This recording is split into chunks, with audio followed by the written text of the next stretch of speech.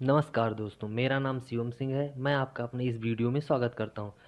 इसके पहले part 1 video आ चुकी है। उस वीडियो में हमने बताया था कि कंप्यूटर क्या होता है, उसकी लिमिटेशंस क्या होती हैं और उसके कैरेक्टरिस्टिक्स क्या हैं। इन सारी बेसिक बातों पे हम लोगों ने चर्चा की थी।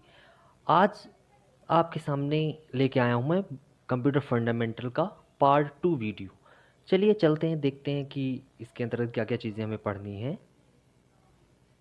तो पहला टॉपिक है आपका टाइप ऑफ कंप्यूटर। कंप्यूटर के प्रकार हम जानेंगे कि कंप्यूटर कितने प्रकार के होते हैं। तो मुख्यतः कंप्यूटर 3 प्रकार का होता है। पहला है डिजिटल कंप्यूटर, दूसरा है एनालॉग कंप्यूटर, तीसरा है हाइब्रिड कंप्यूटर। तो ये 3 प्रकार के मुख्यतः कंप्यूटर होते हैं।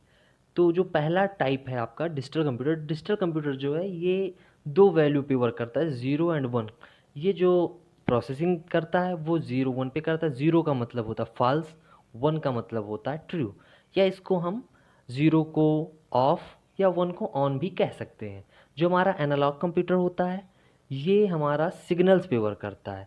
जो इसकी प्रोसेसिंग भी सिग्नल्स पे होती है और इसका जो आउटपुट मिलता है वो भी हमें सिग्नल पे मिलता है। एग्जांपल के तौर पे आप जान सकते हैं जो हमारी ईसीजी मशीन होती है, जो मेडिकल क्षेत्र में प्रयोग में आती है, वो इस कैटेगरी में आता है। उसके बाद में तीसरा है हमारा हाइब्रिड कंप्यूटर। हाइब्रिड कंप्यूटर इन दोनों कंप्यूटरों का कॉम्बिनेशन होता है, यानी ये 0 1 पे भी काम करता है और एनालॉग पे भी काम करता है।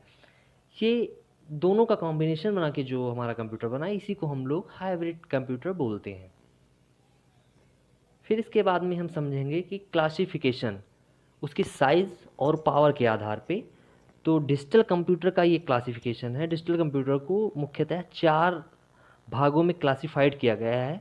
डिजिटल कंप्यूटर का ही प्रयोग हम लोग करते हैं जो डिजिटलाइज्ड होता है, यानी हमें स्क्रीन पे जो चीज़ें दिखती हैं उसी को हम लोग डिजिटल बोलते हैं। तो पहला जो क्लासिफिकेशन है इसका, तो पहला है इसका पीसी। पीसी का फुल फॉर्म होता है पर्सनल कंप्यूटर, या इसको हम लोग माइक्रो कंप्यूटर के नाम से भी जानते हैं। दूसरा है मिनी कंप्यूटर, तीसरा है मेन फ्रेम कंप्यूटर और चौथा है सुपर कंप्यूटर। तो जो हमारा पीसी होता है इसमें इसके फुल फॉर्म से ही हमें पता चल पा रहा है कि इसका कहाँ पे यूज़ होता है। तो जो हमारा पीसी होता है ये पर्सनल कंप्यूटर के लिए बहुत ही सुटेबल होता है यूज़ के लिए, या इसको माइक्रो कंप्यूटर भी हम जानते हैं इस नाम से। फिर अगला है मिनी कंप्यूटर। मिनी कंप्यूटर जो है ये पर्सनल कंप्यूटर से थोड़ा पावरफुल होता है, स्पीड इसकी तेज़ होती है और इसका प्रयोग हम लोग छोटे मोटे सर्वर में करते हैं।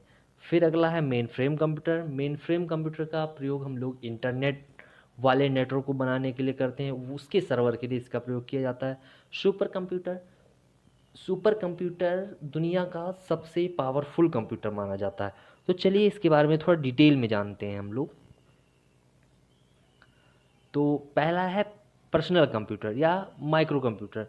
तो ये सबसे छोटा साइज़ में लेटेस्ट होता है, पावरफुल भी है और ये फिट होता है पर्सनल यूज़ के लिए। अगर हम देखें कि पर्सनल यूज़ के लिए हमें कोई कंप्यूटर लेना है तो हम माइक्रो कंप्यूटर को ले सकते हैं। एग्जाम्पल के तौर पे बताया गया है, जैसे डेस्कटॉप है हमारा, लैपटॉप है, टैबलेट है, ये सारे जो कंप्यूटर होते हैं ये हमारे माइक्रो कंप्यूटर की कैटेगरी में आते हैं। जो कंप्यूटर हम लोग खरीद के यूज़ करते हैं पर्सनली, वो किसी नेटवर्क से नहीं जुड़ा होता है, वो हमारा माइक्रो कंप्यूटर होता है। अगला है आपका मिनी कंप्यूटर। मिनी कंप्यूटर जो होता है ये हमारे माइक्रो कंप्यूटर से थोड़ा ज़्यादा पावरफुल होता है, बड़ा होता है और इसमें एक से ज़्यादा प्रोसेसर लगे होते हैं। एक से ज़्यादा प्रोसेसर का काम क्या होता है कि ये हमारे कंप्यूटर को फास्ट बनाता है। अगर आप देखें तो कंप्यूटर को देख के ये नहीं बता सकते हैं कि ये हमारा माइक्रो कंप्यूटर है या मिनी कंप्यूटर है। केवल इसके वर्क की क्षमता को देख के ही हम जान सकते हैं कि ये हमारा माइक्रो कंप्यूटर है या मिनी कंप्यूटर है। और जैसे आप देख पा रहे हैं कि इसका एग्जांपल बताया गया स्मॉल साइज सर्वर। तो इस कंप्यूटर का प्रयोग हम लोग छोटे मोटे सर्वर बनाने के लिए हम यूज़ करते हैं। छोटा मोटा सर्वर बनाना होता है, जैसे कई जगह पे ऑनलाइन एग्ज़ाम्स वगैरह होते हैं, वहाँ पे अगर सर्वर बनाना होता है तो वहाँ पे हम मिनी कंप्यूटर का प्रयोग करते हैं। फिर अगला है हमारा मेन फ्रेम। जो हमारा मेन फ्रेम कंप्यूटर होता है ये हमारा इन बाकी दोनों कंप्यूटर से, जो हमारा माइक्रो कंप्यूटर है और जो हमारा मिनी कंप्यूटर, इन दोनों से ज़्यादा बड़ा होता है, फास्ट होता है और इन सभी से ज़्यादा पावरफुल होता है। और हाँ, ये कॉस्टली भी उन दोनों से ज़्यादा होता है। तो इसका प्रयोग हम लोग मोस्टली बड़े बड़े नेटवर्क बनाने के लिए करते हैं।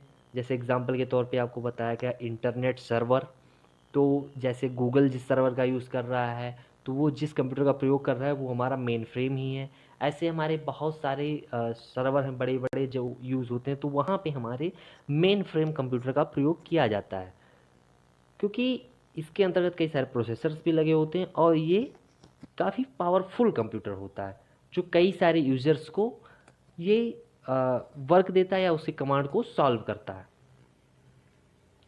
फिर अगला है हमारा सुपर कंप्यूटर।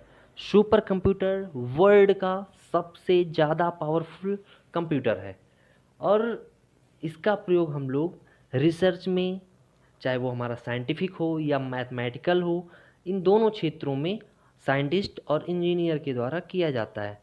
और इसका जो हम लोग इसकी स्पीड को मेज़र करते हैं वो टेराफ्लॉप्स में करते हैं, यानी ट्रिलियंस ऑफ फ्लोटिंग ऑपरेशंस पर सेकेंड, यानी ट्रिलियंस ऑफ फ्लोटिंग ऑपरेशंस को ये एक सेकेंड में सॉल्व करता है।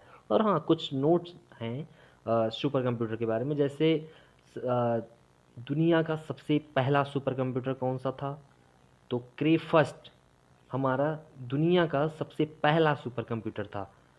और उसके बाद में हमारे इंडिया का सबसे पहला सुपर कंप्यूटर परम 10,000 था।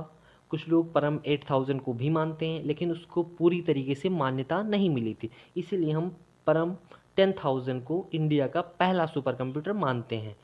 और अगर हम बात करें दुनिया का सबसे फास्ट सुपर कंप्यूटर की, तो टिन इच नाम का हमारा एक कंप्यूटर है, सुपर कंप्यूटर, जो चाइना का है। ये सबसे फास्ट सुपर कंप्यूटर। दोस्तों, अगर आपको हमारा वीडियो पसंद आया हो तो वीडियो को लाइक करें, कमेंट करें, वीडियो को शेयर करें और हाँ, चैनल को सब्सक्राइब करना ना भूलें।